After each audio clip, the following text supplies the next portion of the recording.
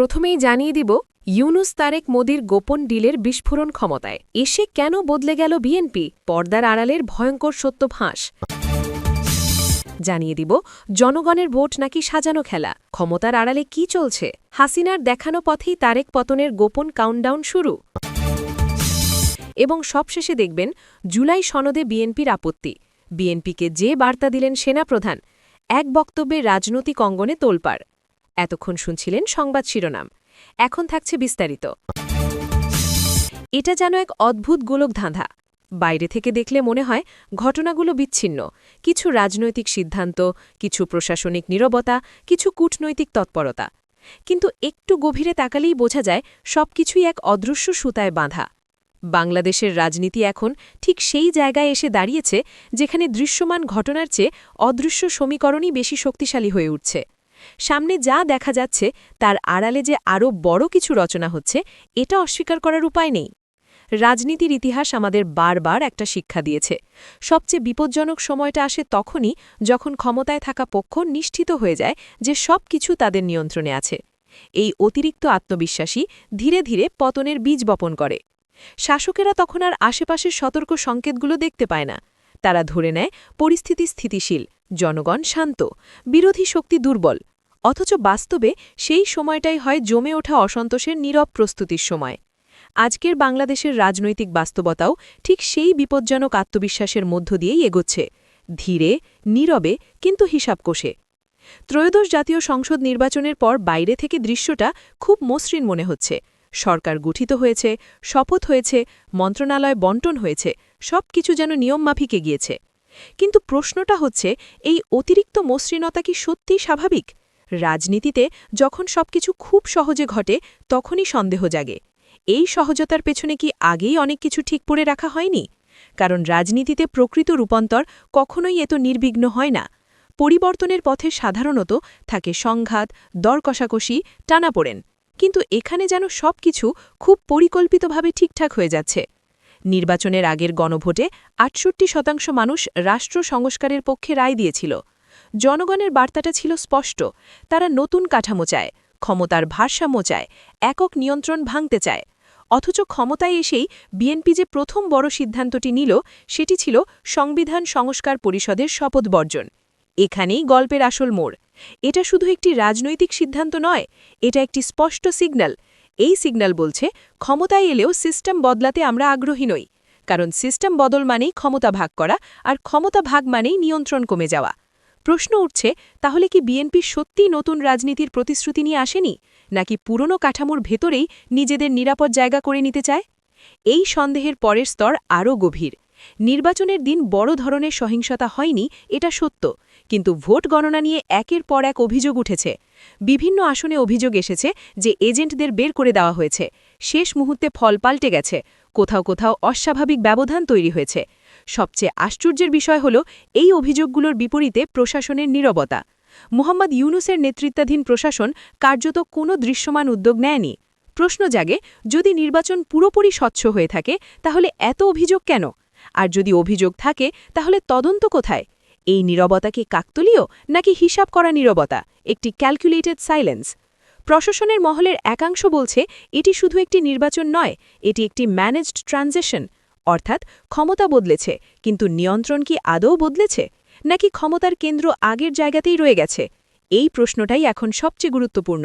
কারণ যদি নিয়ন্ত্রণ একই জায়গায় থাকে তাহলে সরকার বদলালেও সিস্টেম বদলায় না, আর সিস্টেম না বদলালে জনগণের ভোটের প্রকৃত মূল্য কতটা থাকে, এই প্রশ্ন থেকেই যায়। এরপর আসে সবচেয়ে সংবেদনশীল অধ্যায়, ভারত ফ্যাক্টর। কেন হঠাৎ করে আলোচনা শুরু হলো যে তারেক রহমান এবং ভারতের মধ্যে নীরব কোনো বোঝাপড়া হয়েছে? এটা কি নিছক গুজব, নাকি এর পেছনে বাস্তব কোনো কূটনৈতিক সমীকরণ কাজ করছে? এই অঞ্চলের রাজনীতির ইতিহাস বলে, বড় পরিবর্তন কখনোই একা ঘটে না, সবসময় এর পেছনে থাকে আঞ্চলিক শক্তির প্রভাব।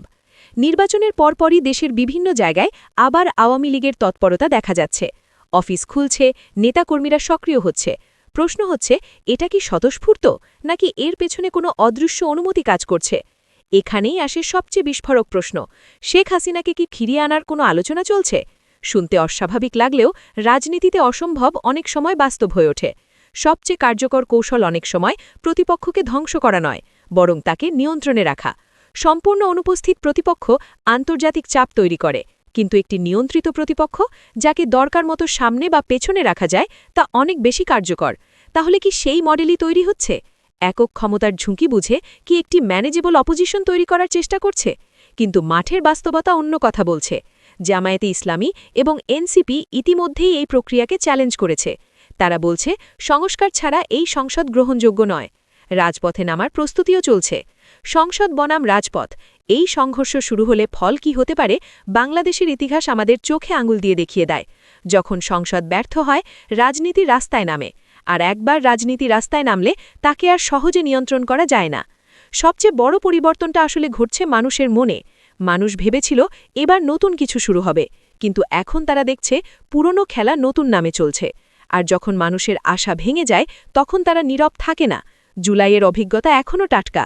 একবার মানুষ রাস্তায় নেমেছে, প্রয়োজনে আবার নামবে। এখন পুরো বিষয়টা দাঁড়িয়ে আছে এক জায়গায়। ক্ষমতাসীনরা কি নিজেদের পথ বদলাবে, নাকি একই পথে এগোবে?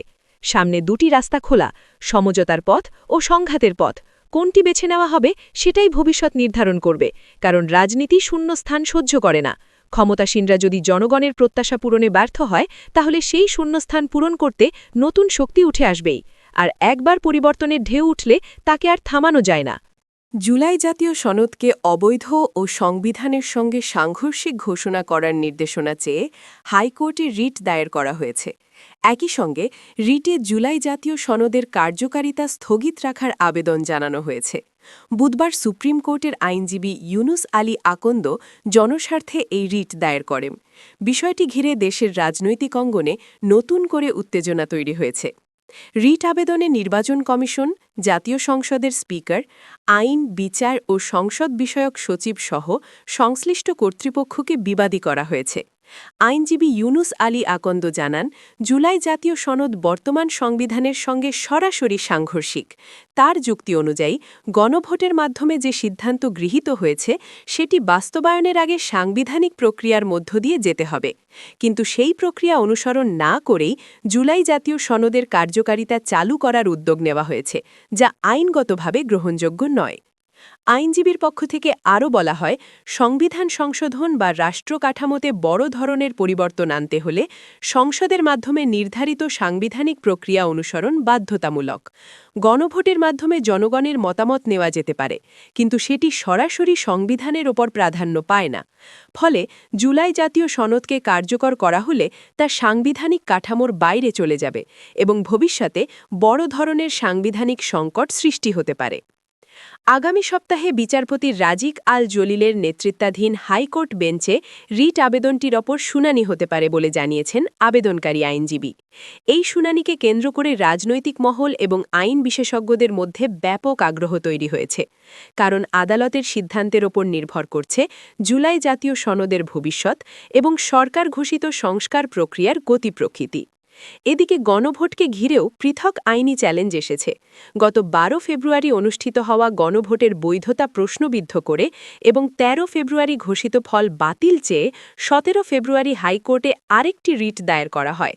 সুপ্রিম কোর্টের আইনজীবী এ.বি.এম. আতাউল মজিদ তৌহিদ জনস্বার্থে এই আবেদন করেন। ওই রিটে বলা হয়, গণভোট আয়োজন ও ফল ঘোষণার ক্ষেত্রে আইনগত কাঠামো যথাযথভাবে অনুসরণ করা হয়নি এবং এতে সংবিধানের নির্ধারিত সীমারেখা লঙ্ঘিত হয়েছে। পরপর দুটি রিট দায়েরের ঘটনায় স্পষ্ট হয়ে উঠেছে, জুলাই জাতীয় সনদ ও গণভোট ঘিরে আইনগত জটিলতা ক্রমেই গভীর হচ্ছে। হাইকোর্টের আসন্ন শুনানি এবং পরবর্তী আদেশের ওপর নির্ভর করছে সরকার ঘোষিত সংস্কার উদ্যোগের ভবিষ্যৎ পথনির্দেশনা।